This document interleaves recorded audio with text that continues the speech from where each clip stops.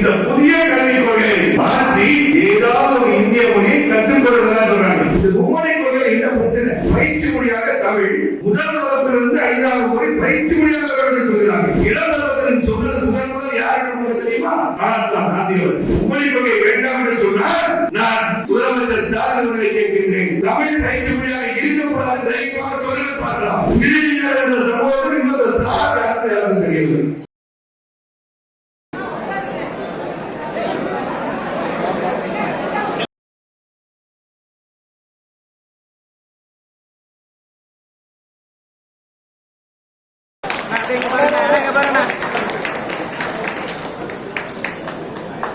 இவங்க முடிவெடுத்தது என்ன? 1965 அவங்க முடிவெடுத்து இந்திய ஆட்சி மொழியாக கொள்ள வேண்டும் என்று நினைத்துக் கொண்டிருக்கிற சூழலில் தான் இந்தியருக்கு போராட்டம் நடந்தது. அது ஒரு மாற்றம் கிடையாது.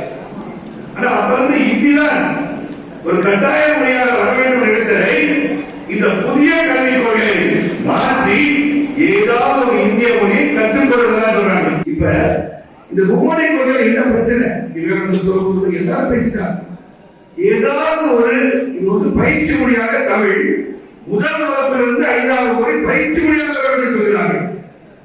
இந்த தாய்மொழியை பயிற்சி மொழியாக கற்க வேண்டும். இளம் வகுப்பில் சொன்னது முதல் யாருக்கு தெரியுமா? மகாத்மா காந்தி அவர்கள். மகாத்மா காந்தி ரொம்ப கிளியராக சொன்னார், தாய்மொழி கல்விதான் பயிற்சி மொழியாக இருந்தால் சிறப்பாக அவர்களால் கல்வி கற்க முடியும் என்று சொன்னார். அதுதான் மும்மொழி கல்வி சொல்லியிருக்காங்க. இன்னைக்கும் சொன்னார். ஆனா மும்மொழி கொள்கை ஒரு தாய்மொழி மொழி அப்படி என்ன சொல்றீங்க?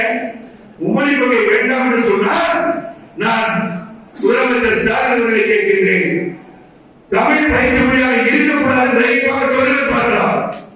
சொல்லுங்க. இந்த சிந்தனை இருக்கிறதா? மக்கள் சொல்ல மாட்டேங்கிறீங்க. பயிற்சி மொழியாக தமிழ் முதல் வகுப்பிலிருந்து 5வது மொழி இருக்கும் என்பதை ஏன் தெல்ல தெரியாத மக்கள் சொல்ல மறுக்கிறீர்கள்? ஏன்னா அவங்க வருவதற்கு காரணம் you don't have a narrative. You don't have a narrative என்று சொல்லும்போது எதுக்காக நடந்தது? ஆங்கிலத்துக்கு போறேன்னு சொன்னீங்கன்னா எனக்கு ஆங்கிலத்துக்கு போனா டெல்லி வரைக்கும் போயிடும். அந்த செய்தி வரும். எல்லாரும் பேச ஆரம்பிச்சிடும். இந்த நரேட்டிவ் என்ன எங்களுக்கு எந்த பிரச்சனை கிடையாது. ஒரு கலாச்சாரம் போல சுட்டிக்காட்டியே பாலியல் பலாத்காரம் இதுவும் பிரச்சனை. கொலை கொண்டை இதுதான் நடந்துருக்கு. இதுக்கு கூட காரணம் என்ன? போதை. இங்கிலீஷ் என்ற சமூகத்தில் இன்னொரு சார் யாருக்கு தெரியவில்லை. இசைத்திருக்க வேண்டும் என்று சொன்னால் ஏதாவது ஒரு கல்வி தேவைப்படுகிறது. அந்த கல்விதான் அவர்களுக்கு மும்மொழி கொள்கையை இந்தி எடுத்துக்கொள்கிறார். நீ முதல்ல ஒழுங்கா படிக்க தெரியும். 484 பக்கத்திலே வரைவு செய்யப்பட்டு கொடுத்தது இஸ்ரோவின் முன்னாள் தலைவர் கஸ்தூரிரங்கன் அவர்கள்.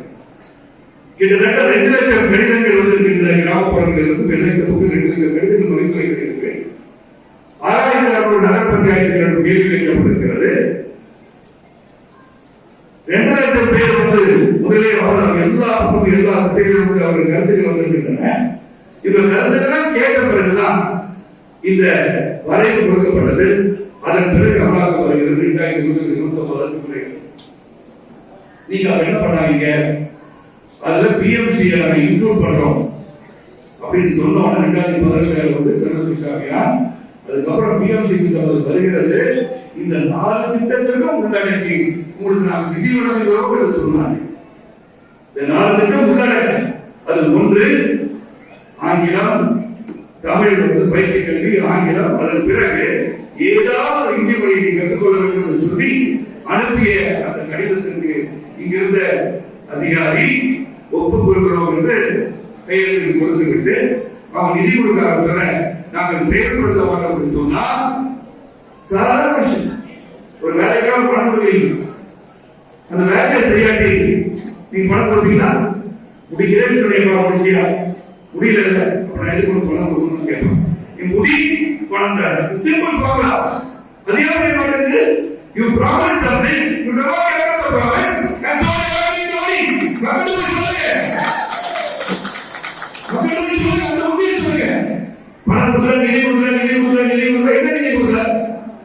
2014 2024 வரை தமிழகத்துக்கு மத்திய அரசு கொடுத்த நிதி 5 கோடி லட்சம் 5 லட்சம் கோடி கொடுத்திருக்காங்க.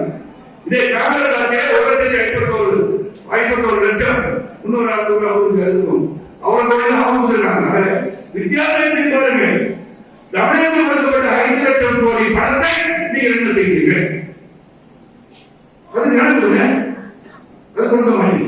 இங்க வந்து அண்ணன் சகோதரர் சுரேஷ் அவர்கள் பேசுகிறது சொன்னாங்க. நடந்த பாருங்க டெவலப்மெண்ட் எப்படியெல்லாம் வளர்ச்சி எடுத்ததுனால என்ன சிந்தித்து பாருங்க. 1954 1963 வரை சிறந்த ஆட்சி பெருந்தலைவர் ஆட்சியில இங்க டெவலப்மெண்ட் அப்படியே வந்துடும். இன்னைக்கு பெருந்தலை ஆட்சி உருவாக்க வேண்டும், பெருந்தலைவர் ஆட்சி உருவாக்க வேண்டும் சொன்னால் அது மோடி அவர்களால் முடியும். அன்பு சகோதரர்களே, நாம் அனைவரும் இணைத்துக் கொள்வது சாதாரண விஷயம் அல்ல. நாம் உழைக்க வேண்டும். பொறுப்பு இருக்கிறது, பொறுப்பு வருகிறது, பொறுப்பு வரவில்லை, இதையெல்லாம் பற்றி சிந்திக்காமல் நம்முடைய பொறுப்பு தமிழக மக்களை ஊழல் மிகுந்த ஆட்சியிலிருந்து அவரை விடுவிக்க வேண்டும் என்ற பொறுப்பை கையெழுத்துக் கொண்டு இன்று முதல் செயல்படுங்கள்.